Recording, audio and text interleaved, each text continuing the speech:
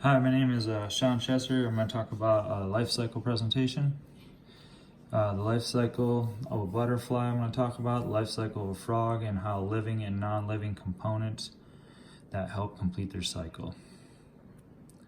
Let's first talk about the life cycle of a butterfly. The butterfly goes through a complete metamorphosis. The metamorphosis has 4 stages. First is the egg. Second is the larva or the caterpillar. Third is a pupa, or it's like the cocoon thing you see on trees. And fourth, it turns into an adult butterfly. Living components that affect this are plants, leaves, trees, stems, flowers, and nectar. The adult female butterfly lays her eggs on plants. These plants are eaten by the hatching caterpillars, which would have been the larva. The caterpillars also eat the leaves and plants. Then they turn into a pupa, which is like a cocoon that's suspended from a branch, stem, or a tree. The adult butterfly then transforms into the butterfly and it eats nectar from flowers for energy. Non-living components that affect the butterfly is the season of the year, the environmental temperature, since they're cold-blooded, rocks, and water.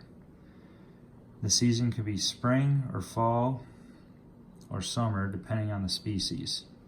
Butterflies are cold-blooded and they're unable to regulate their body temperature.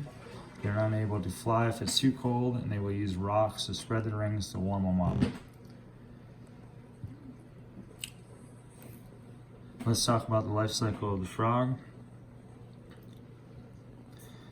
The life cycle of the frog starts with an egg. This is usually in the water. And then once the eggs hatch, they turn into tadpoles. Once the metamorphosis starts, the tadpoles will start growing back legs. And then they will start having front legs. And once they become a young froglet, then they will have tails on them. I've seen those, they're pretty weird. And then also then it turns into the adult frog. Living components that affect the frog are the plants that they swim around in. Basically there's plants and all that protect them from fish and other things in the water that can eat them. They also use plants and leaves that they sit on and hang out, like lily pads. You'll see frogs on them. And then another living component that mainly is their diet would be all sorts of insects. Non-living components would be fresh water. That's where they lay their eggs. The ground where they live. And then there's a hormone in their thyroid gland. Tadpoles live completely underwater at first. Once the hormone starts from their thyroid gland, it starts the metamorphosis. This can take anywhere from about a month when it starts, and then they transition to living on land. That was the end of my presentation.